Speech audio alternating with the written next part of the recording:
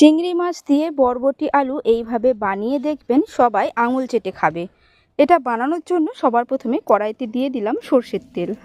তেল গরম হলে কুচানো পেঁয়াজ আর চেরা কাঁচা লঙ্কা দিয়ে ভেজে নেব। এদিকে আদা আর রসুনটাকে আমি পেস্ট করে নেব।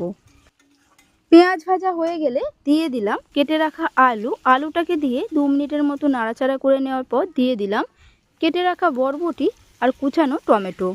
খুব ভালো করে সব কিছুকে একসাথে ভেজে নিলাম। ভাজা হয়ে গেছে, দিয়ে দিলাম বেশ খানিকটা চিংড়ি মাছ। সব কিছুকে 2 থেকে 3 মিনিটের মতো আবারও ভেজে নিলাম।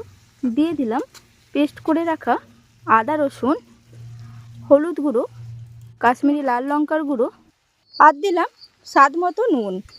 সব কিছুকে একসাথে মিশিয়ে নিয়ে খুব ভালো করে কষিয়ে নিলাম। কষানো হয়ে গেছে, দিয়ে দিলাম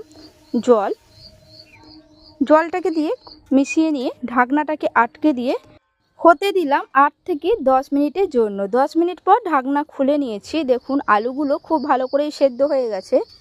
আরও একবার মিশিয়ে নিলাম। দিয়ে দিলাম ভেজে গুঁড়ো করে রাখা জিরে, শুকনো লঙ্কা আর ধনে। মিশিয়ে নিয়ে গ্যাসটাকে বন্ধ করে দিলাম। রেডি হয়ে গেল আমার আজকের রেসিপি চিংড়ি মাছ দিয়ে বরবটি আলুর তরকারি।